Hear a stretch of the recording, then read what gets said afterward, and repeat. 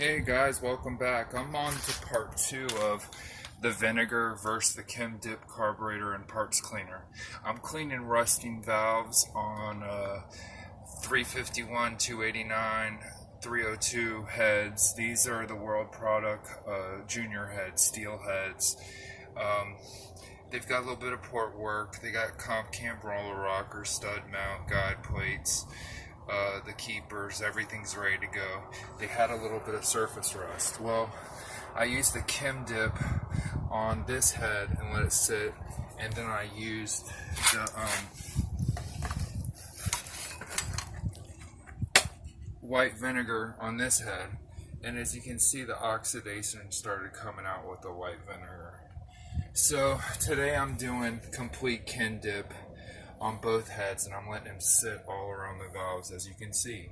Now, I like the white vinegar, but there's drawbacks to the white vinegar. It's best if you got the whole entire product and let it sit a day in the white vinegar. As soon as you pull it out, be prepared to scrub it, pressure wash it, and immediately oil it. Because if you don't immediately oil it, the surface rust comes back. It immediately comes back. So you have to have your oil ready. You have to be prepared to clean it. You got to be prepared to do those steps in succession quick for it to work out well for you. And then bag it and you're straight. That works. But this to me works a little bit better for soaking. And then you aggregate with your hand. And this breaks it up, I mean, really good. You can kind of see the difference with the oxidation on the white vinegar, but this really didn't do it justice, this video, because it didn't soak. I just poured and I didn't lean the heads. It just sat on that one side there. Set on all the valves at that one side. You can see that oxidation. Now that would wipe off very clean, very easy. So now on the first video I decided I was going to come back with the Chem Dip, let it sit for one more day on the thing, and then I'm going to use a non-scratch pad. I'm not going to use steel wool, because steel wool will cut the valves or cut metal if you press hard enough, if you're not light on just a spot. So the non-scratch pad, like you use for dishes, but kind of coarse, because sometimes this deposits, as you can see, you got to scratch those off, and that's not a big deal, but this will all come very clean. That's why I want to show you this example. So I'm doing this Chem Dip, and I figured I'd show you this is a really good tip of stuff to have for carburetor or cleaning parts. And then if you decide to pressure wash them or throw them back on, this stuff I really recommend. But this is a tip, and hopefully this works out, and I think these are going to turn out really clean in my opinion.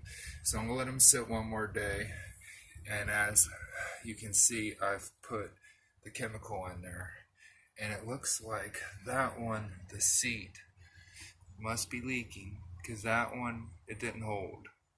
Every other one held, and that seat, I can see, I just put the chemical in, it has already gone through, so that one probably needs to be reseated for sure, because it should have a tight seat on it, so they have to reseat the valves on that one. But I figured I'd show you really quick. And honestly, when a person gets these heads, they want to take the valves out, compress the springs, clean everything up, put it back together, reseat the valve so it's perfect. With any used performance head, you really want to do that unless it came from a machine shop or it came right off the person's car, where you can clean it up. With a used head, when you buy a head, you can anticipate messing with the valves, because that's just something, if you're into cars, you have to do. Well, you guys take it easy and have an awesome day.